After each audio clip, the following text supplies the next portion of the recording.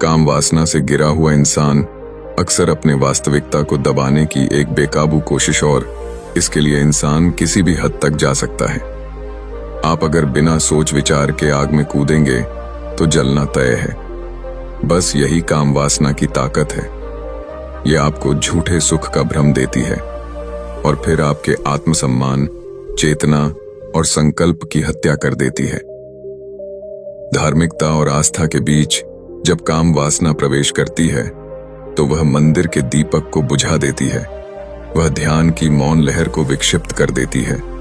यह कोई सामान्य इच्छा नहीं, यह आत्मा को डगमगाने वाली लहर है। यह इंद्रियों के इंद्रियों की भूख नहीं, आत्मा की परीक्षा है। कभी कभी इंसान धर्म में होता है लेकिन उसका मन वासना में डूबा होता है।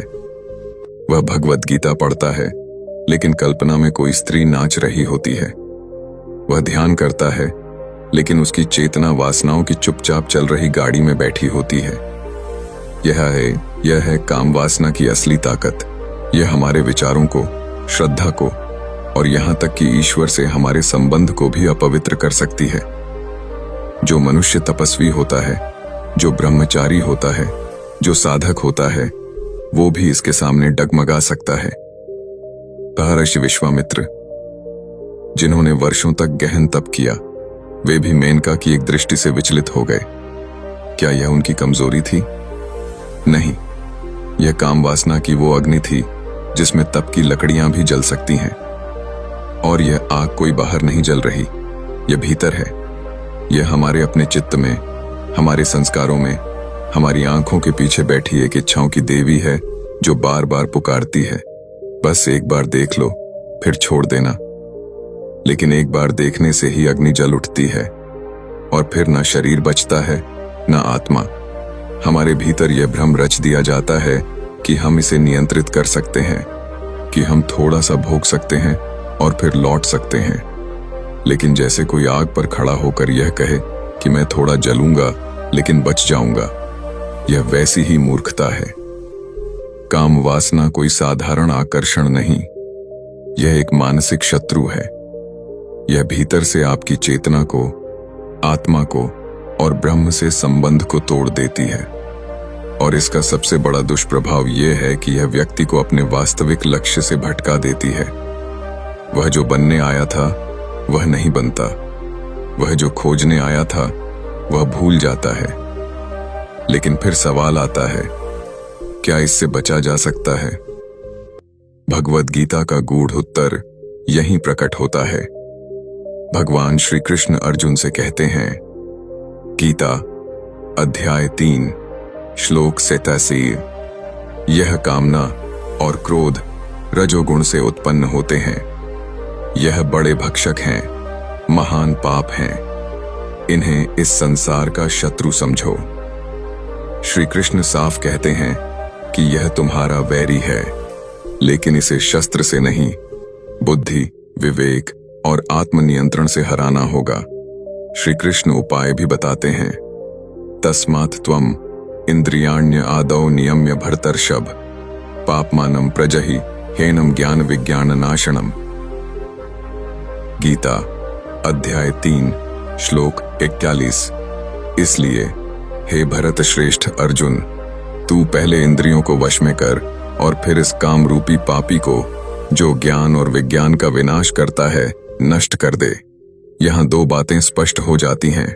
यह काम वासना ज्ञान का विनाश करती है। इसका उपाय है इंद्रिय निग्रह, ध्यान, आत्म अनुशासन। लेकिन यह सिर्फ किताबों में पढ़ने से नहीं होगा, इसे हर दिन साधना की तरह जीना होगा। हर बार जब मन विचलित हो तो आंखें बंद करो और अपने भीतर एक अग्नि को महसूस करो। वो अग्नि जो तुम्हारे संस्कारों को बचाने आई है, जो तुम्हें ब्रह्म के मार्ग पर टिकाए रखेगी। जो ध्यान करता है वह जानता है कि काम वासना कोई वस्तु नहीं, यह एक छाया है। छाया को मारना संभव नहीं, लेकिन प्रकाश लाकर उसे मिटाया जा सकता है। वही प्रकाश है ध्यान, स्मरण, जप, प्रणव, प्राणायाम, स्वाध्याय। आपका जीवन कोई भोगने की वस्तु नहीं है, यह आत्मा की यात्रा है। यह शरीर कोई वासना का अड्डा नहीं है, यह तप की भूमि है। और इस भूमि पर आप जब भी वासना का बीज बोएंगे, वहां ज्ञान नहीं उगेगा। श्री कृष्ण कहते हैं, उद्धरेदात्मनात्मानम, स्वयं ही स्वयं को उठाओ, स्वयं ही स्वयं का उद्धार करो। अगर काम वासना में गिर गए तो कोई तुम्हें उठाने नहीं आएगा। न कृष्ण आएंगे न राम। उन्हें बुलाना हो तो पहले खुद को उठाना होगा। जब साधक, तपस्वी और ब्रह्मचारी आत्मा से कहता है अब बहुत हुआ, तब ब्रह्म उस आत्मा को अपनी शक्ति सौंपता है। लेकिन यह सब तभी संभव है जब आप नियत रहो, विवेकी बनो, और जब जब काम की छाया मन में उठे तो उसे देखने की बजाय अपने भीतर उतर जाओ। जो व्यक्ति इस अग्नि को पार कर जाता है वही अग्निदेव बन जाता है, वही योगी, वही ऋषि, वही तपस्वी, और वही आत्मा मुक्त होती है। काम वासना यानी इंद्रियों के सुख की तीव्र इच्छा एक ऐसी अग्नि है जो भीतर ही भीतर इंसान को भस्म कर देती है। इस आग को बुझाने के लिए पानी बाहर से नहीं लाना होता, बल्कि उस जल का स्रोत हमारे अंदर ही होता है। उस जल का नाम है ध्यान, साधना और आत्मनियंत्रण। यह तीनों मिलकर मनुष्य को वह शक्ति प्रदान करते हैं जिससे वह इस प्रबल काम शक्ति को न केवल नियंत्रित कर सकता है, बल्कि उसे अपने जीवन की साधना का हिस्सा बना सकता है। लेकिन यह कोई आसान यात्रा नहीं है। यह कोई ऐसा रास्ता नहीं है जिसमें फूल बिछे हों और प्रभु का नाम लेते ही सब शांत हो जाए। नहीं, यह तप का मार्ग है। यह वो पथ है जिसमें हर पल परीक्षा है, हर विचार एक रणभूमि है और हर आकर्षण एक अस्त्र है जो आपकी साधना को भेद सकता है। ऐसे में आपको केवल एक ढाल बचा सकती है, ध्यान। ध्यान क्या है? यह केवल आंखें बंद कर लेने का नाम नहीं। ध्यान का अर्थ है अपने विचारों की दिशा को ईश्वर की ओर मोड़ना। जब मन वासना की ओर भागता है, तब साधक उसे खींचकर भीतर की ओर ले आता है। वह देखता है कि यह विचार कहां से उपजा, इसे क्यों मैंने पकड़ा, और क्या यह मुझे मेरी आत्मा के निकट ले जाएगा या और दूर फेंक देगा। ध्यान एक दर्पण है। इस दर्पण में आप न केवल अपनी आत्मा को देखते हैं, बल्कि वह तमाम परछाइयां भी नजर आती हैं जो काम वासना के रूप में मन को बहकाती हैं।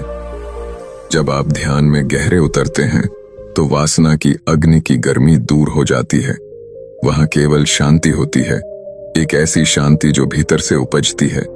यही वह अवस्था है जिसे योगी जन निर्विकार भाव कहते हैं। साधना ध्यान का ही विस्तारित रूप है। जब ध्यान केवल 30 मिनट की क्रिया न होकर 24 घंटे की अवस्था बन जाए तो वह साधना बनती है। साधना का अर्थ है अपने जीवन को एक लक्ष्य की ओर मोड़ देना। उस लक्ष्य में कोई विकर्षण नहीं हो सकता, कोई मोह नहीं हो सकता और कोई वासना नहीं हो सकती। साधना वह अवस्था है जिसमें मनुष्य हर कार्य को ईश्वर की भक्ति मानकर करता है। जब वह भोजन करता है, वह उसे शरीर की भक्ति समझता है। जब वह सांस लेता है, वह उसे प्राणायाम मानता है। और जब कोई वासना उसे आकर्षित करती है, तो वह उसे देखकर मुस्कुरा देता है। जैसे कोई साधु किसी नाचते हुए भूत को देखकर हंसता है। वह जानता है कि यह वास्तविक नहीं है, यह केवल भ्रम है। काम वासना भ्रम है, यह सच नहीं। यह मन की एक खिंचाव है, जैसे कोई चुंबक लोहे को खींचता है। लेकिन अगर लोहा ही पिघलकर तरल हो जाए तो चुंबक का असर नहीं चलता। उसी तरह साधक जब भीतर से पिघल जाता है, जब उसका अहंकार, उसका वासना का भाव और उसका अज्ञान नष्ट हो जाता है, तब वह किसी भी आकर्षण से प्रभावित नहीं होता। यह स्थिति आती है आत्मनियंत्रण से। आत्मनियंत्रण कोई जबरदस्ती की क्रिया नहीं, यह एक समझ है, एक जागृति है। यह कोई दबाव नहीं, बल्कि एक सहज स्वभाव है। जब आप जानते हैं कि आग में हाथ डालोगे तो जलोगे, तो आपको बार बार यह समझाने की जरूरत नहीं पड़ती कि हाथ मत डालो। ठीक वैसे ही जब आप अनुभव से जान लेते हो कि काम वासना तुम्हें भीतर से कमजोर कर रही है, तुम्हारे तेज को क्षीण कर रही है, तुम्हारे आत्मबल को नष्ट कर रही है, तब तुम स्वभावतः उससे दूर हो जाते हो।